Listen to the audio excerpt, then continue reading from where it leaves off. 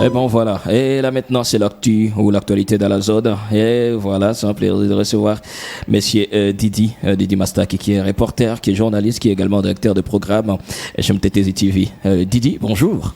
Bonjour Calvin, bonjour à tous les auditeurs d'Equivoustaz. Voilà, un plaisir de vous recevoir. Alors, qu'est-ce qui se passe dans la zone? C'est quoi l'actualité en vrai qui fait la haine?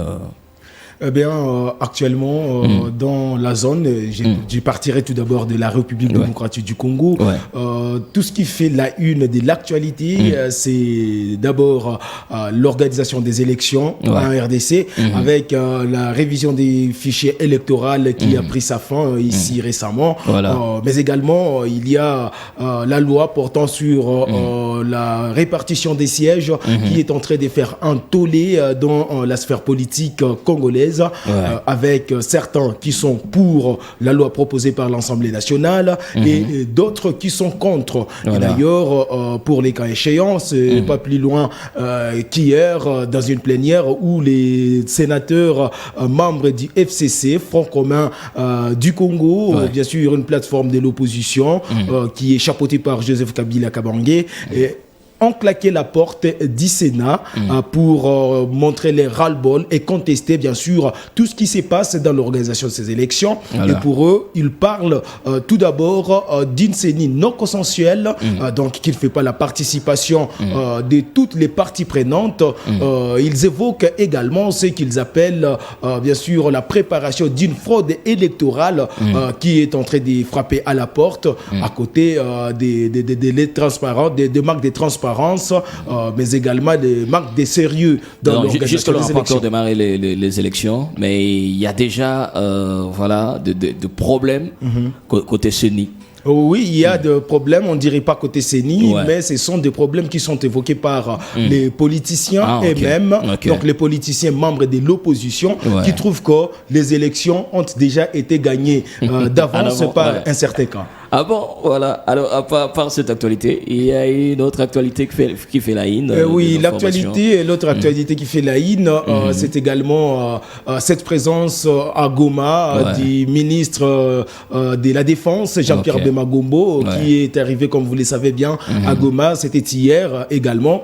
Et dans son speech, il a parlé du dépôt des armes. Donc, que tous les groupes armés puissent déposer les armes. Et cela vient de créer également plusieurs discussions dans les couloirs, mais également dans les rues de la ville, parce que certaines personnes, notamment les membres des mouvements citoyens, des groupes de pression et quelques habitants trouvent les discours, donc le speech de Jean-Pierre Bemba, d'un discours qui n'est pas vraiment trop clair à ces moments que nous sommes en train de traverser une période aussi difficile, gangrénée par la guerre du M23 dans les territoires des Rutshuru, Nyiragongo et Massissi. Et pour eux, ils trouvent que ce discours n'a pas sa place, tout simplement parce que aujourd'hui, on ne compte pas des groupes armés en République démocratique du Congo, il faut le dire, à l'est de la RDC, à part le M23, parce que tous les groupes armés se sont convertis en groupes de patriotes, dits Wazalendo,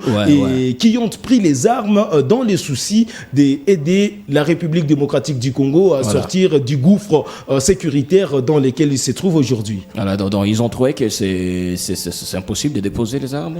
Donc pour eux, ils disent que il est impossible aux Wazalendo de déposer les armes. Par contre, il faudrait que d'autres personnes qui désirent aider la RDC doivent impérativement rejoindre les camps des Wazalendo pour aider les FARDC à bouter dehors l'ennemi qui est le M23, qui aujourd'hui est en train de troubler la quiétude de la population à l'est de la République démocratique du Congo. Et là, bien sûr, on ne peut pas oublier également cette autre actualité qui reste celle des déplacés qui sont en train de traverser une souffrance indescriptible depuis qu'ils sont arrivés dans les territoires de Nyiragongo, mais également à Goma, dans les sites des déplacés, comme dans des familles d'accueil.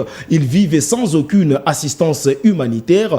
Et si assistance il y en a, ce ne sont pas tous les déplacés qui touchent de paix qui leur est donné. Il paraît qu'il y a même des problèmes de l'autre côté, bien sûr, il y a côté distribution, de vivre et non vivre. Voilà le problème. Donc, quand il y a des vivres qui proviennent, par exemple, du gouvernement congolais, il y a les déplacés qui sont dans les sites des Lushagara, de l'autre côté vers Mugunga, les sites des Bouchagara, dans les territoires des Nyiragongo, qui sont les plus bénéficiaires. Et d'ailleurs, et pourtant, selon les statistiques des responsables des différents sites et des déplacés, ces deux sites représentent seulement environ 15% des déplacés. Ceux qui sont le long de la route nationale numéro 2, donc là, on sous-attend bien sûr les déplacés cantonnés à Kanyaruchinya, les déplacés cantonnés à Munigi, ou encore à Kibati, le long de la route, et dans certains sites de fortune qui se trouvent là-bas. Nombreux sont ceux qui ne touchent rien depuis maintenant environ 6 mois, voire 8 mois.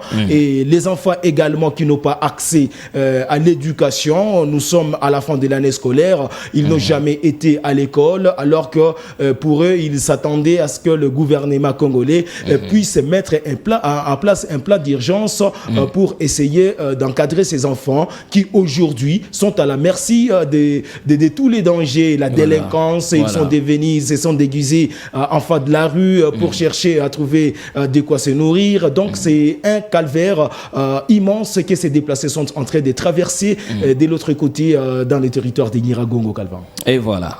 C'est vrai, on a déjà une idée par rapport à tout ce qui se passe dans la zone. Sinon, Didi Mastaki, c'est un plaisir. C'est votre première participation. Merci pour ces actualités. On doit se croire qu'à la prochaine, on pourra encore une fois vous retrouver. Ce sera un plaisir d'être reçu par vous dans ces temps. Merci beaucoup, Didi. Merci.